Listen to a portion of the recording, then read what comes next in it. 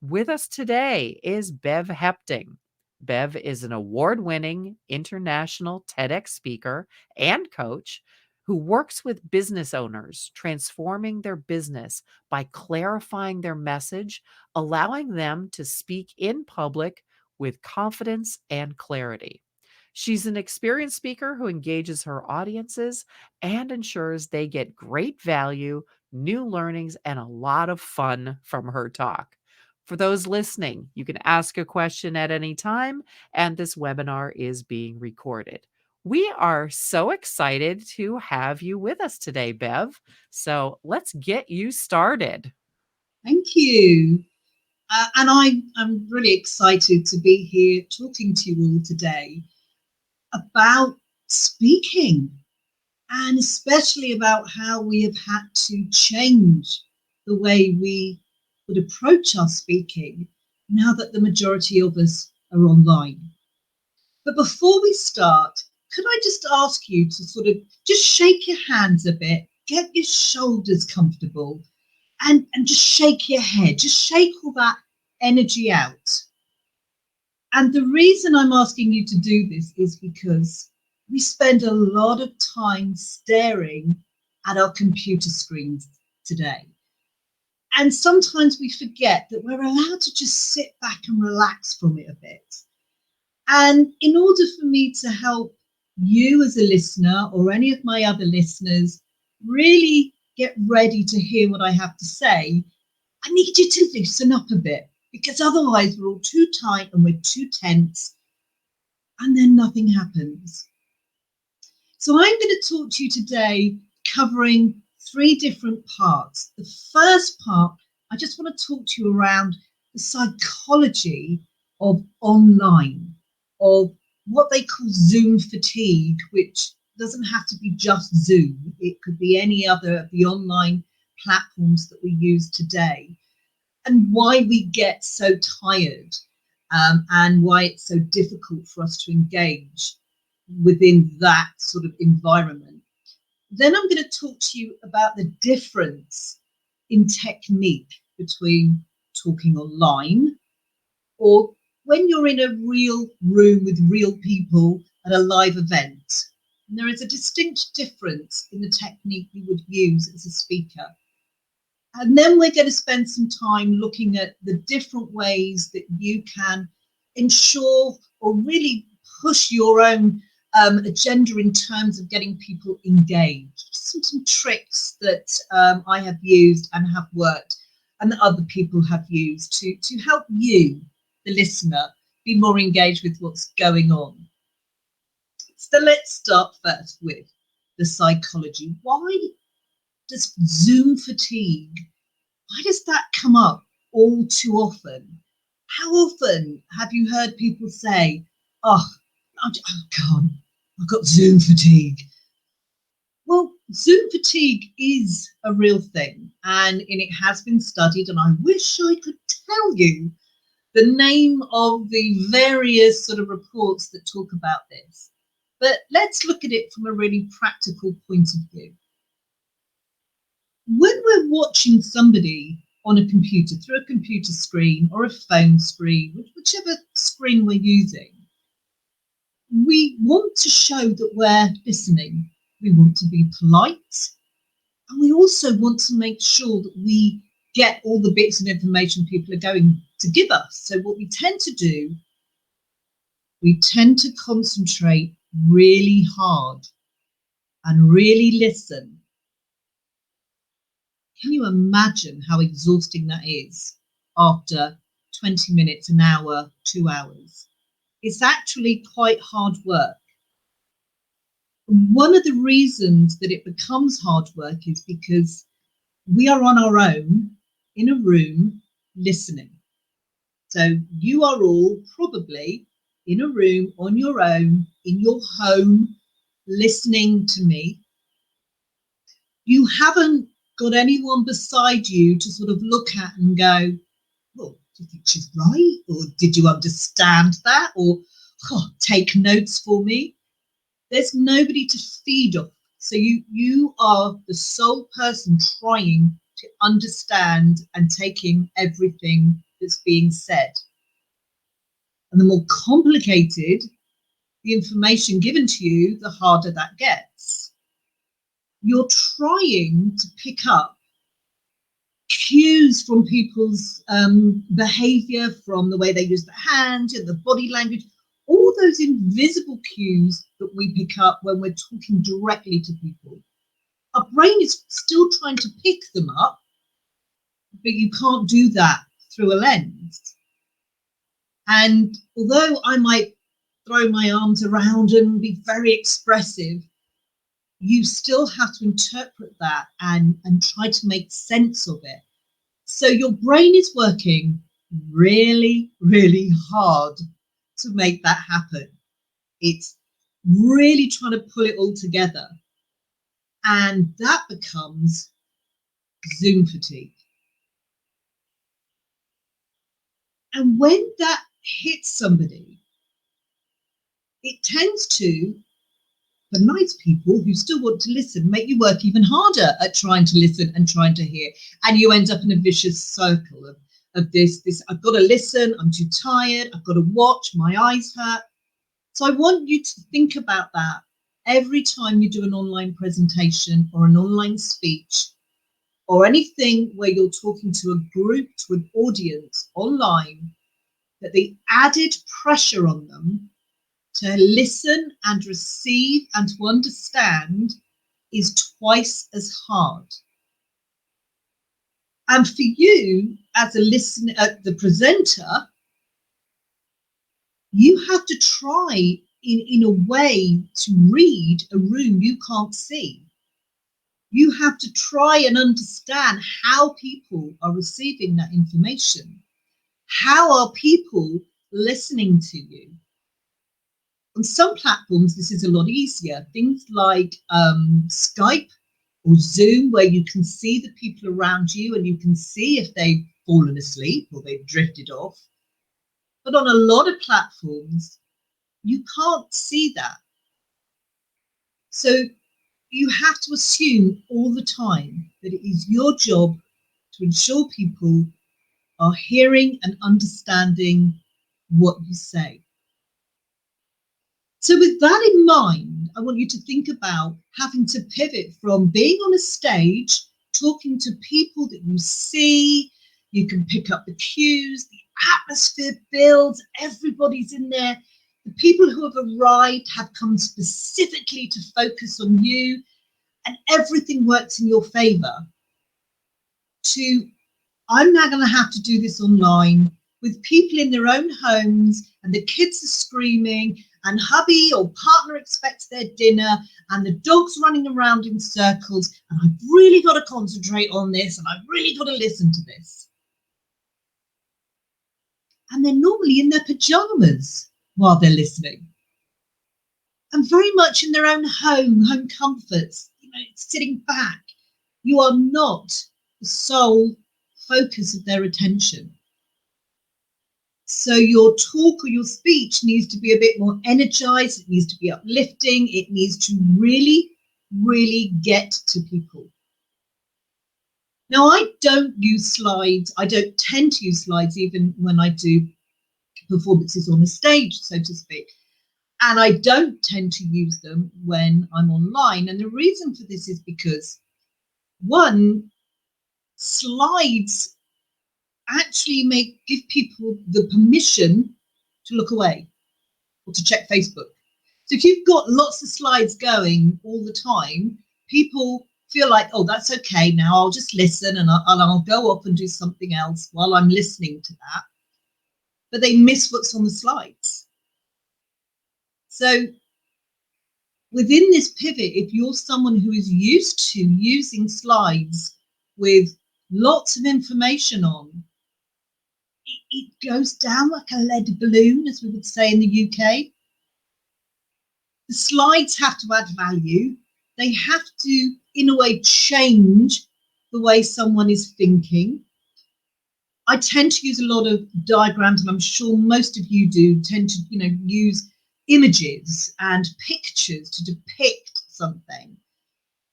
Using your own story. I've discovered since COVID and doing more online that much more of my own story comes out when I'm talking to people, because people love stories and people remember stories.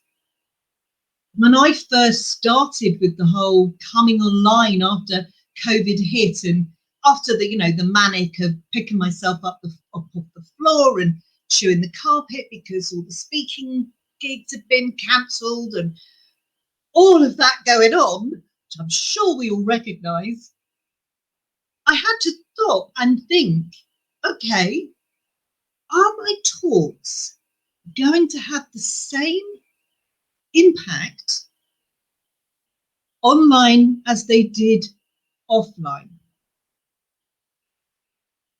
And I had to think very hard about that. I talk a lot about storytelling and messaging. That's one of my main signature speeches and talks that I do. And a lot of that has props. I'm a great believer in props on stage instead of slides. There was a lot of, I'm very animated. I would use the stage. I would talk to people directly in the audience.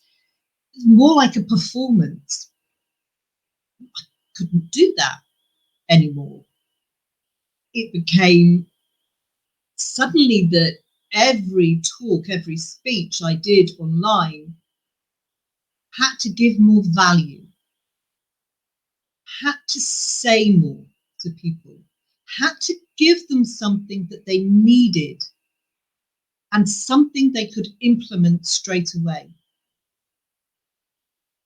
And then I had to think to myself, what is it people need now they're all online? People still need to speak. People still need to give a good, strong business message. People still need to develop their stories. But if they've given me their time after a busy day and 4 or 5 other Zoom calls or coaching calls that they're doing, what can I give them that they can take away and use? That they can say, that was worth my while sitting down and listening to Bev. And I went back through all of my speeches, and some I would do that are very inspirational and funny and things, because certain keynote speeches were about warming the audience up as much as giving them information. And I had to go through it and actually say to myself, what am I going to give them? And that's exactly the thing I did when I was asked to do this webinar. What can I give you? What can I give you that will help you today and give you something that you can implement tomorrow? So I am going to talk about technique. Because everybody is online and everybody has to be online, so we have more video, we have more live streaming, we have more podcasts, we have more of everything. People assume that they just have to talk. It's easy. I'll just talk. I'll just tell people what I want. I'll talk at them.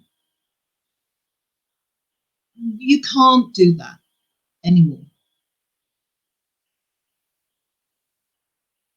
In theatre, now I was trained in theatre a long time ago. And no, you have not seen me in anything on TV because I was never that famous. But what we learned was there is a distinct difference between acting in a theatre and acting in front of a camera for a TV performance. Now, very different. And the same thing applies here. When you're on a stage with an audience, you have to reach the people at the back. Your job is to push that message out so that everybody in that audience has seen and has heard what you want them to know. And the bigger the audience, in some ways, the bigger you need to be to reach everybody. You have to be able to move. You have to be able to be expressive.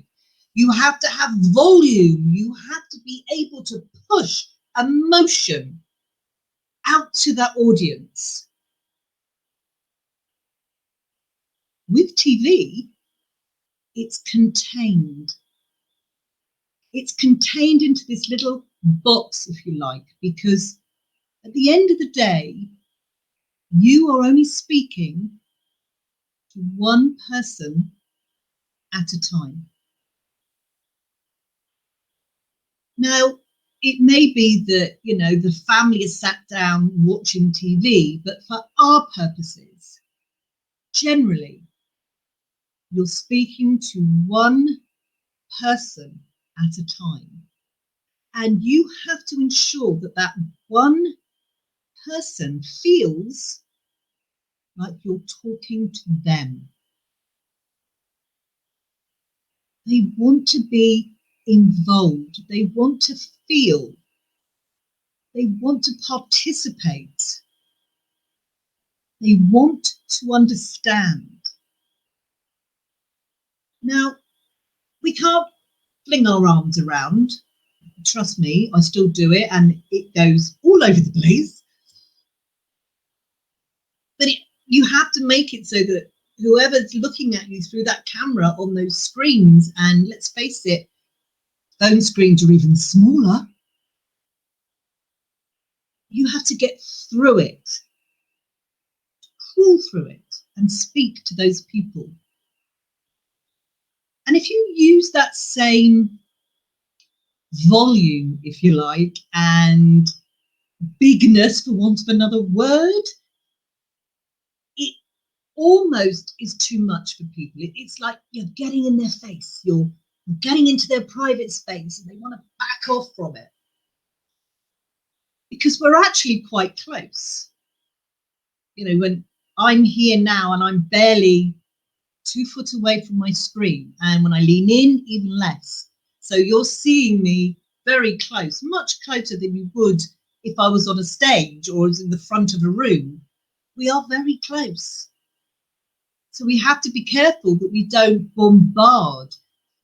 And another piece of my story in here. I am very much someone who performs and bombards. I'm a Toastmaster. I'm sure most of you have heard of Toastmasters, and I win a lot of competitions for Toastmasters. At least I did before we went online. It took me 2 or 3 months to pull my technique back in again, to talk to people online and give a speech online that worked and didn't just look like I'd gone completely crazy. But it is so important that you think about that difference in technique. The other thing to think about is if you're going to be a guest on somebody's podcast or radio show, and I don't know about you, but there are a lot of people looking for speakers for their podcasts. In that case, you don't even have a visual to compare with. You don't even have something that can, amuse you, like the color of somebody's hair or whatever they've got on, in the background. It is all about your voice. And one of the techniques to learn is how to pause, how to give people information, almost drop that information into people, and when to actually tell people what they have to do. The use of your voice is so underused, so ignored sometimes. And on a big stage, when you've got a mic and the audience are cheering you, you're all in it together, it is not so important. But to keep someone actively listening, online, you have to make them want to listen. Your job is to give them not only the information, but a, a joyous journey of listening to you. All through history, the, the people that were welcomed into the villages the most were the storytellers. Those people that were traveling, giving news and updates in the form of stories. And the greatest storytellers earned the greatest wealth because they could hold an audience in the palm of their hands by the way they used their voice. So when we move to online speaking, we have to remember how important it is to keep that voice with the emotion and the pausing, and allow people the time to accept and hear what's being said.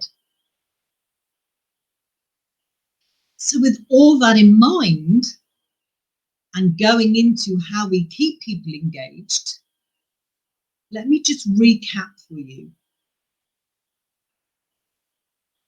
Pivoting, don't we love that word, from speaking to a live audience, I know you're all live as well, but to a live outside audience to online is the difference in technique.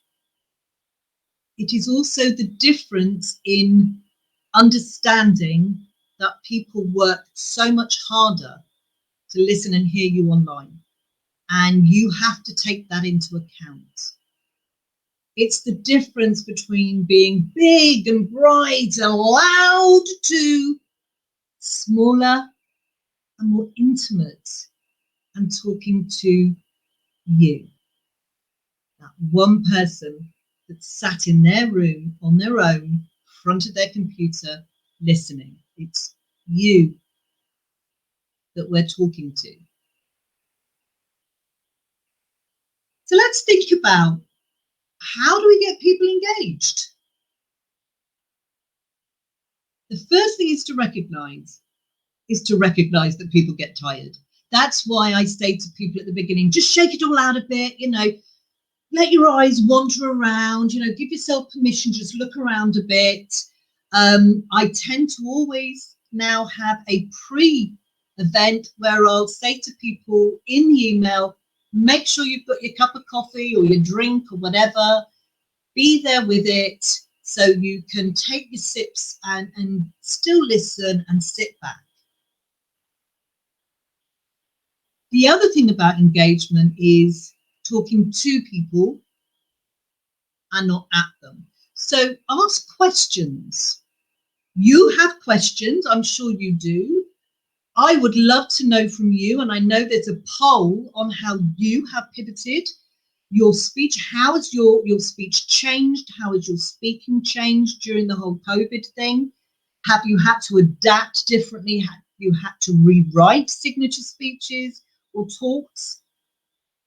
I would love to know that, and I want you to tell me that. So I'm now engaging with you and asking you for something. I want you to actually feed back to me. Ask me questions, type them out, and we will get back to them later. Energy. Now, I know I'm from the UK, and some of our UK speakers are, the English is supposed to be slightly more withdrawn. But I have listened to speakers and there has been no energy coming from them. If you have no energy, how can you expect the listener to be energized? And that's really important. Now, I actually purchased myself, I bought myself and what I call an uppy downy desk. So some presentations I can give stood up, some I do sitting down. All depends on whether I think one or the other, or have I got enough energy. Standing up changes the energy completely.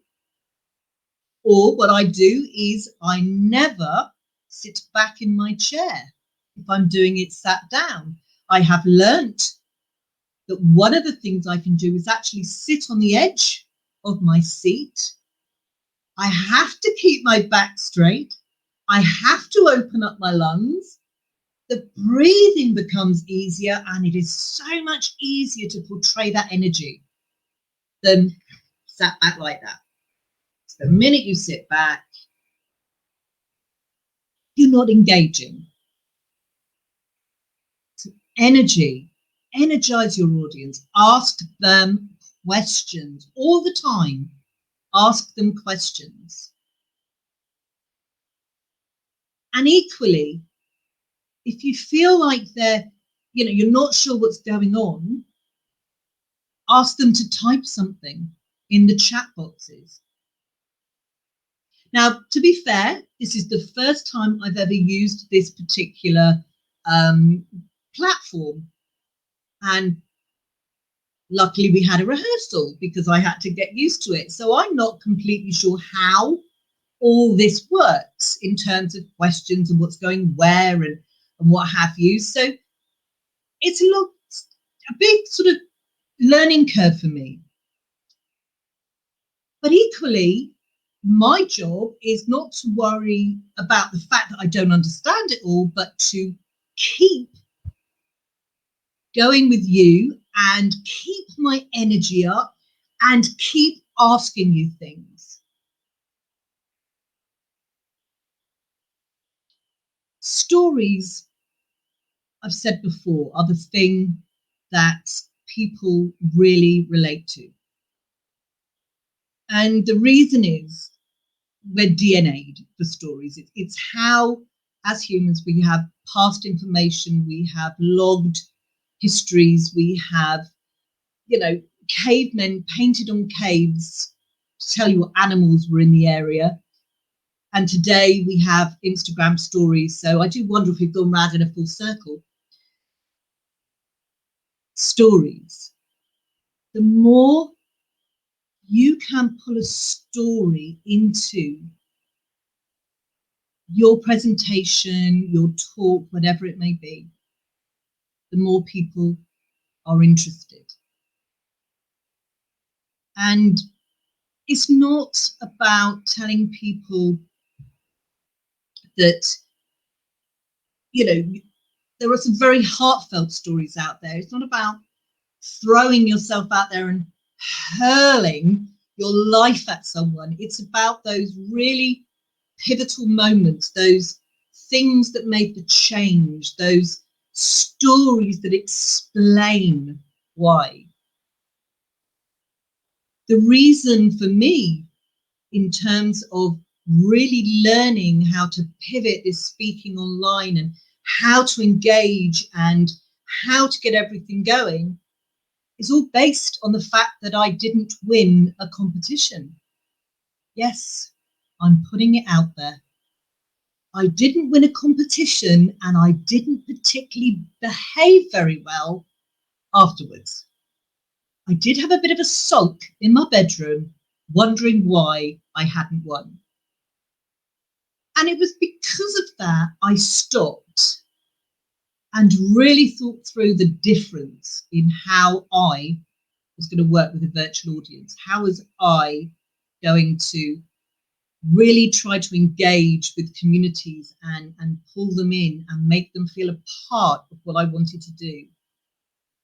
How was I going to give my story to you and have you identify with it in some way that made you want to listen to the journey I took and the journey anyone can take to get to that other end? And gratefully, thankfully, I did win competition this year, having learnt how to redo things. And I coach a lot of women specifically in how you put that across to people. And I just want to sort of finish up a bit here. I've made some notes on the side here that I don't normally do notes, but a way to really engage people is to create a journey. A lot of people I know, when they say, oh, I'm going to speak at a summit or online or wherever, they'll say, and I'll say, oh, are you prepared? Have you planned? No, they're going to wing it because they know their stuff. They know their industry. They know what they want to say. But to really engage somebody, you have to take them on a journey. And it has to be a logical journey. Because if you keep going backwards and forwards, we get confused. And I have to tell you this, people, humans are really, really good at getting confused. We have certain ways we do things. If we follow a timeline, we want to follow that line through and not jump to one end and then in the middle and then back to the beginning. No. The journey has to flow from beginning to end, from problem to solution, from how do I to, oh, now I can. So today, what I'm going to give to you to take away and implement tomorrow is take a look at your speeches or your talks that you've got or you have done many times or new ones that you're preparing, and have a look at the journey that talk, that speech takes for people. Check the language. We so want to sound clever that sometimes we make things really, really complicated. And I have been known to be looking up a word on Google that someone's come out with, or a phrase that I haven't got a clue what it means, and I've spent the next 5 minutes trying to find it on Google. When we listen emotionally. This is so important to understand. We listen emotionally. We read intellectually. So while we're talking to people, the information rushes into our heads, gets mixed about there with all our perceptions, all our beliefs, all of things that have happened. And then we make a judgment. We do that. It's very quick. It's almost instant, but we do that. So you have to keep your language simple and relative to the people you are talking to. Not about dumbing it down. It's about simplifying language. So go and look at those speeches, look at those talks and ask yourself, do they follow a journey? Can I ask questions in here and get some feedback? Are there places where I can just take a pause and let people sit back and take a breath and shake their eyes about and have a think? Am I talking to one person? And does that one person want to hear what I've got to say? And because it is online, keep those messages simple. Don't try to chuck everything in. If you have to do 3 different talks online, for an hour long rather than 3 hours, do that. No one can spend 2-3 hours on Zoom really concentrating. Shorter, sharper, sweeter for online. Ask yourself why they have adverts on TV. Yes, it's a great moneymaker, but it also gives people the opportunity to take a breath, make a cup of tea, and then come back to it. Our brains soak up stuff that only in the amount of time we allow it to. If we try to chuck everything at it, our brains just explode and we don't want to know. And and think about all those talks and webinars and presentations and things you've been to in the last year, and really think about the ones that kept you engaged and the ones where you went, oh, I'll just check Facebook, or I'll just check what messages I've got, and oh, I'm never going to get that hour back again. That's not how you want people to be. You want people to be energized and engaged with you. So on that note, before I wrap up, I'm going to try and answer any questions anybody has. And I'm just trying to make sure if I've got all the right questions and where they are. Hi there. I've got Hi. your questions for you. So we've got a number of questions. That was excellent, Bev. And it came actually for me on the heels of a 15-hour Zoom day yesterday. So I'm like, yes. All right. So our first question today is it better to engage with the audience via online chat or have people come on mic to ask questions? I think this depends on the platform you're using, because some platforms don't allow for them to come on the mic. So the chat is fine. And I think you have to decide whether you want to answer those questions as you go or at the end. Personally, I find it easier at the end because I can keep the flow going. If you're using something like Zoom or those platforms where people can, personally, I like to talk to that person and let them ask the question and have that conversation with them, because I think it's just another voice. It's just another sort of distraction into that call that's slightly different than me winding on. Hope that helps. Absolutely. All right. Our next question is, how do you manage using speaking notes without your eyes wandering all over like a crazy person? Not to put too fine a point on it, says the question. Oh, right, this one. I don't use notes. I use structure. So let's talk about me first before I go on to the other thing. So for me, I always say use what's easiest for you. And for me, I've never used notes because I was doing a speech once at a big conference, had all my notes there, little cards like they tell you, forgot to hook them together, dropped them, didn't know. So it became a bit of a thing for me. So I create structures. I know what the elements I want to talk about are, my 3 key points, and I follow through, keeping an eye on the time.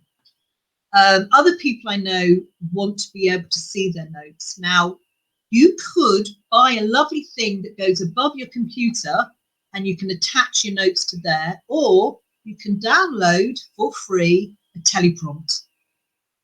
And you can get ones that teleprompt as you're speaking, so it doesn't cover up your home screen. And I have done that a couple of times because I'm not very good with dates for some reason. I can't remember. So I have dates. So teleprompt is a good way to do it, but practice how to read without sounding like you're reading. And again, that's another technique, and that's about slowing down and taking some breaths. Our next question is, what formula or method do you recommend for creating the journey? Okay. For me, think about the power of 3. So humans love 3. We have a beginning, a middle, and end. We're born, we live, we die. We have breakfast, dinner, tea. It's always in 3s. The minute you go into 4, it becomes a list. And humans go, oh, a list. And they get bored. So in terms of the journey, you have your opening where you explain what's going to happen, or you give a quick intro to what's happening, and then know what your ending is going to be, what your call to action is going to be. Then think of 3 main points. So for a journey, it's where you started in the journey, where you are now. So for me, sort of the beginning, Zoom fatigue, all of that. Then the middle, the second one, where you're transitioning into the next bit to add more value to the journey. And then the third bit is about when you get to the end of the journey, the end of the yes, I've done it bit, and yes, you can do it bit, and now we've learned it bit. So people are following through and it makes sense. So do that and really look at how that timeline's going. And if you need the notes, then just have those 3 points up that's the journey you're following through. But it's about knowing where you're starting and where you're ending. It's really important. Great. Our next question is, how do you get a virtual audience to feel like they want to participate? That's a hard one. I think firstly you have to accept it's your job to make them want to participate. It's not their job to make themselves feel like they want to participate. So first thing is you've got to give value to people. You've got to try and give them something different or in a different way. There are some things that an audience come back for time and time again because they haven't got it from somewhere else. Just try to give it in a different way, or be a bit more creative in how you're giving them that information. And again, it's about giving them permission, knowing that they're surrounded by distractions, so allowing them the time to take a sip from their drink, or shake their shoulders, or ask them those questions, and keep them with you. But mostly just remember to talk to them and not at them, which sometimes happens. So for one person. Gotcha. So we also have some comments here. One of them is a link to the Stanford study about Zoom fatigue. And the article also contains a link to a study that helps participants understand which forms of Zoom fatigue affect them personally and how. I would submit I have all of them.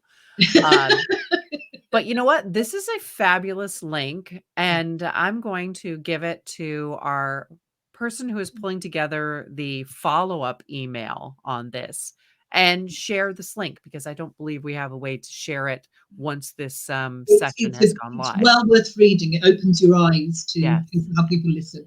absolutely. Someone else says they love the asking questions piece for engagement. Excellent. And when we were in person, I made people get up to vote, but that doesn't really work virtually. We're using Jamboard from Google, but harder to get that active feeling. Yeah, it is hard because people are on their own. You aren't together going, "Don, you make a vote. What are you voting for?" and the distraction. So when you've got the vote, the kids probably just phone up over the telly, and the dogs run away. You've got all that going on, so it isn't easy. But find different ways to do it. Absolutely. We have time for just a few more questions, folks. If you want to add another question in, we do have a few more minutes. Another question we have is, how can you make a talk more energetic if you can't stand up? I know my setup, we'd be getting to see my middle. Nobody wants to see my middle after a year pandemic. That's what Okay, I will say. right. The reason, to be more energetic, you've got to open up your lungs and the diaphragm. That's the thing. So sit on the edge of your chair, because then you have to. So if you're sat on the edge, you have to almost keep your back straight to make sure you don't fall off, which allows the shoulders to go back and relax, and the lungs are open. And the other thing is, imagine if you actually talked to somebody out in the street and you never moved at all. It just doesn't work. So you are able to lean in when you're talking to people, and lean back a bit occasionally. And yeah, just not so far in we can see up your nostrils, but in. And that allows that energy. And I think because a lot of people don't have the space or the facilities to be able to stand up, but find that way of perching so your lungs are open and you can get that air in there, and slow down. Often we run out of energy because we're going so fast. We want it to be over and done with as quickly as possible. Slow it down and enjoy. I like that. I like that very much. All right. Bev, do you have a closing statement, some final tips for I'm going to our give you gang? some final tips. This is a thing I do. I always say never end a talk with questions, because sometimes it can go a bit flat. So at the end of anything, have a call to action. So my call to action to you, what I want you to do, is to really think about some of the stuff I've talked about today. Go away and have a look at all those, those speeches and talks you want to do, or the next live you want to do, whatever it may be. Plan it so it has a nice journey and a flow. And if any of you have any questions at any time, you can get hold of me, Bev Hepting. I'm all over the place, and just just give me an email or a message on Facebook, and I'm happy to answer any questions. But go and enjoy, and just think about those differences between theatre